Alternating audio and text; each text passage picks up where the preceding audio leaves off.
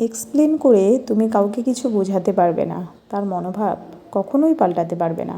তোমার ব্যাপারে তার চিন্তাধারা একবার যেটা মনে ঢুকে গেছে, সেখান থেকে তুমি তাকে কখনোই বের করতে পারবে না। এর থেকে ভালো তুমি তোমার মতো কাজ করে যাও। তোমায় নিয়ে কে কী ভাবলো, কে কী বললো, সেটা নিয়ে দেখার দরকার নেই। তুমি নিজের জানো তো যে আমি ঠিক, তাহলেই ঠিক। এত কথা কেন বললাম জানো তো বন্ধুরা? অনেকেই আমাকে বলে যে তুমি সারাদিন ফোন নিয়ে বসে থাকো, তো তোমার এত সময় পাও কী করে, এরকম ধরনের একটা প্রশ্ন থাকে। কিছু কিছু নিজের লোকদের থেকেই এই প্রশ্নটা থাকে। তো আমি তাদের উদ্দেশ্যে বলতে চাই যে কি বলবো আর, দেখো ফেসবুক তো সবাই করে, তাই না? আমাদের যে সোশ্যাল মিডিয়া অ্যাপসগুলো আছে, বিভিন্ন ধরনের অ্যাপস, আমি নাম নিচ্ছি না, তো সেখানে কিন্তু একটা হিউজ সময় সবাই দেয়। যাদের প্রফেশনাল মোড অন নেই বা যাদের কোনো পেজ নেই, পেজ চালায় না, তারাও কিন্তু এখানে একটা সময় দেয়। আমার যেহেতু প্রফেশনাল মোড অন করা আছে, তাই সবার না, সরি ভুল হলো এটা, কারণ সবার না, কিছু কিছু লোকের ধারণা যে আমি সারাদিন ফোন হাতে নিয়েই বসে থাকি। আচ্ছা তোমরাই বলো, আমি যদি সারাদিন ফোন হাতে নিয়েই বসে থাকি, তাহলে আমার দায়িত্বগুলো কে পালন করে? কারণ আমি একজন মা, আর আমি একজন স্ত্রী, আমি একজন জয়েন্ট ফ্যামিলির বৌমা।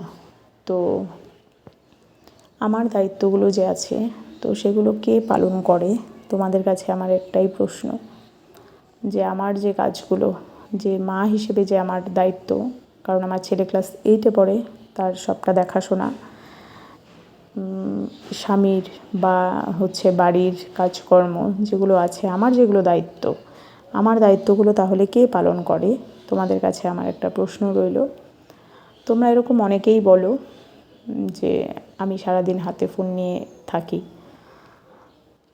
তো আমার কিছু বলার নাই, এটাই বলবো যে তোমাদের যেটা মনোভাব, তোমাদের মনে যেটা ঢুকে গেছে, সেখান থেকে তো আমি বার করব না, বার করতে পারবো না, বার করবো না, বার করতে পারবো না।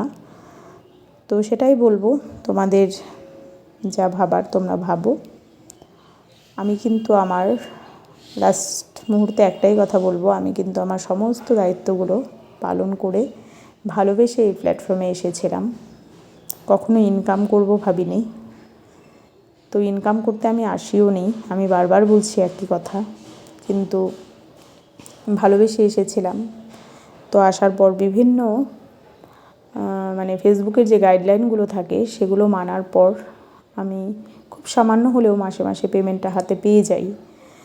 তো কি বলবো আর, সেখান থেকে একটু একটু করে আগাচ্ছি তোমাদের ভালোবাসায়, বড়দের আশীর্বাদে।